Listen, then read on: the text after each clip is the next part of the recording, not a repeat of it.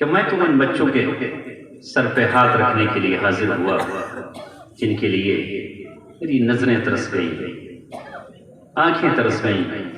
کان اس قرآن کی تلاوت کو ترس گئے۔ تلاوت تھی تو اپنی ہی تلاوت تھی، تنہائیاں تھیں،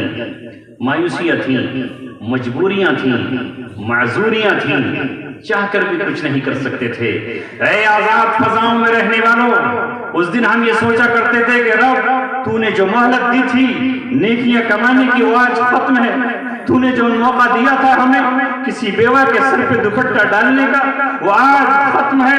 اے مولا تو نے جو موقع دیا تھا کسی یتیم کے سر پہ ہاتھ رکھنے کا آج کس کے سر پہ ہاتھ رکھیں؟ تو نے موقع دیا تھا مدارس میں دعائیں کرنے کا، وہ موقع آج ہمارے پاس کہاں ہے؟ جب میں اخبار میں پڑھتا کہ آج فلاں گاؤں میں، آج فلاں مدرسے میں فلاں عالم نے تقریر کی ہے، آج فلاں فلاں بلائے گئے ہیں، آج مولانا زبیر کی تقریر ہوئی ہے، آج مفتی مزمل کو بلایا گیا ہے، تو حضرتوں کے ساتھ ایک آہ نکلتی، سردار ٹھنڈی آہ، اے رب کبھی ہم بھی انہی مقامات پر ہوا کرتے تھے، نہ صبح دیکھتے نہ شام دیکھتے، ایک جا رکھتے نہیں، عاشق بدنام کہیں، دن کہیں رات کہیں، صبح کہیں شام کہیں۔ وہ کون سا گناہ تھا جس کی پاداش میں ہم پابجورہ ہو گئے؟ وہ کون سی ہم سے خطا سرزد ہوئی تھی رب، اسے معاف کر دیجئے۔ اللہ تبارک و تعالیٰ سے اپنے گناہوں کی معافی۔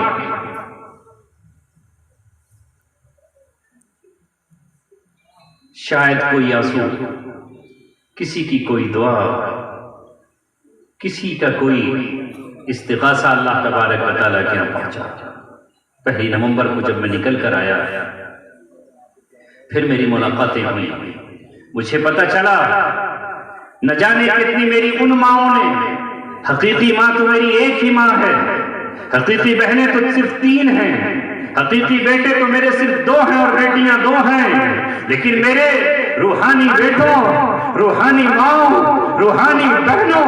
روحانی باپ اور روحانی بھائیوں کی لاتعداد دولت میرے پاس ہے۔ میں رب سے اپنے یہی کہتا تھا، میرے رب میں گنہگار ہوں، میں خطا کار ہوں، میں مجرم ہوں تیرا، میں نے اپنے ماں باپ کا حق ادا نہیں کیا، مجھ سے بھائیوں کا حق ادا نہیں ہوا، مجھ سے اپنی اولاد کا حق ادا نہیں ہوا، تیرے قرآن کا حق ادا نہیں ہوا، تو نے مسجد کی پڑوس میں مجھے رکھا، میں مسجد کا حق ادا نہیں کر سکا، تو نے مسجد سے مجھے اٹھایا، وہ مسجد سے دور کر دیا۔ آج ہے میرے رب میں مسجد کے دیدار کو، مسجد میں قدم رکھنے کو، مسجد کی امامت کو، مسجد کی اذان کو، محراب کو اور اس کے ممبر کو ترس کر، میں گنہگار و خطا کار ہوں، مگر میری کسی روحانی ماں اور روحانی بیٹی یا کسی روحانی بھائی کی دعا قبول کر